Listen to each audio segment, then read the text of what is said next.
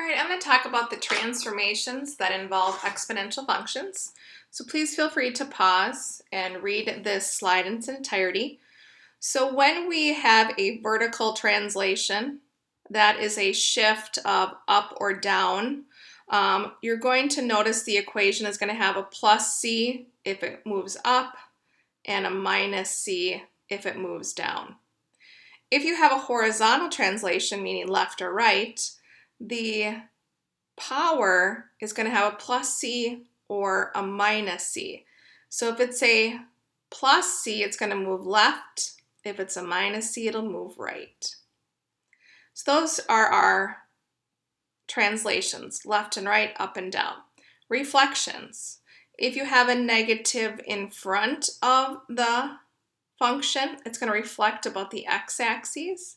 If you have a negative up in the power, it's going to reflect about the y-axis. The next set of transformations are changing the shape of the graph. So if you have a vertical stretch or shrink, the multiplier is going to be in front of the function. If your c value is greater than 1, you're going to stretch it. If your c value is a fraction, you're going to shrink it. And then the last one, horizontal. If you have a multiplier in the power and your c value is greater than 1, you're going to have a horizontal shrink. If your c value is a fraction, you're going to have a horizontal stretch. So we're going to go ahead and work with this example. So we have our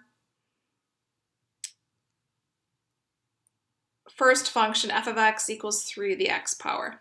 We consider this the parent function.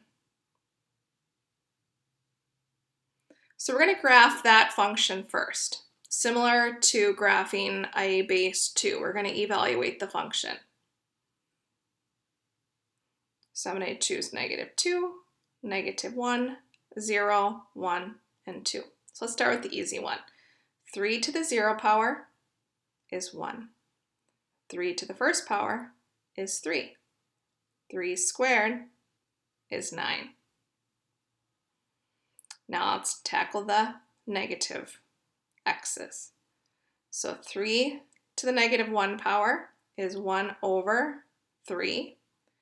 3 to the -2 power is 1 over 3 squared, or 1/9. Now let's go ahead and graph it.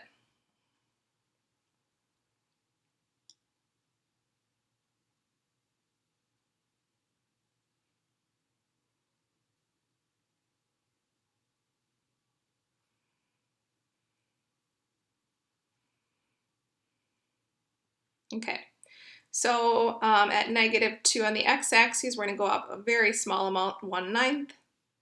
At -1, we're going to go up just a little bit more. And then when we evaluate it for 0, we get 1. And then over 1, up 3. Over 2, up 9. So this is what the graph of the parent looks like.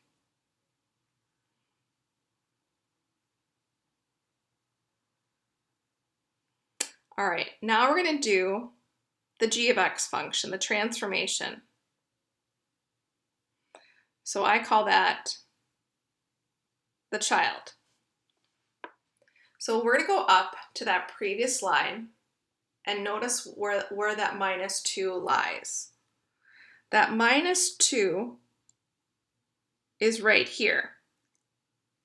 It is in the vertical translation, and it's a minus, so it's going to go down c units. So each of these ordered pairs are going to shift vertically down 2 units. So this ordered pair is going to move down 2 units.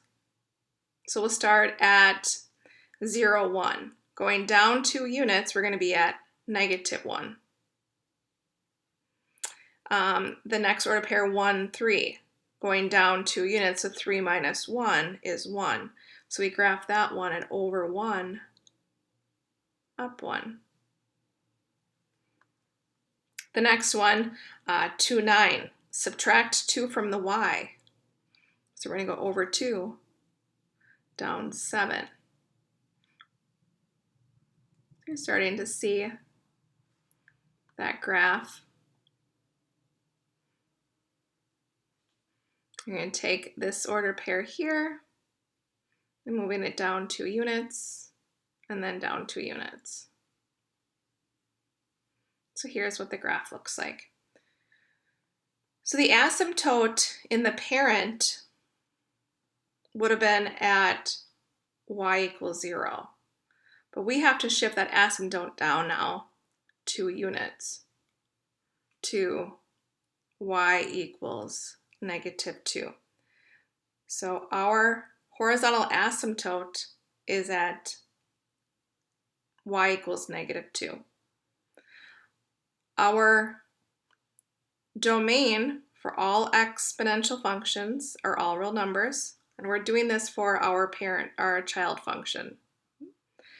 Our range of values is everything above this green line. So y greater than -2. Our y-intercept is right here, over 0, down 1.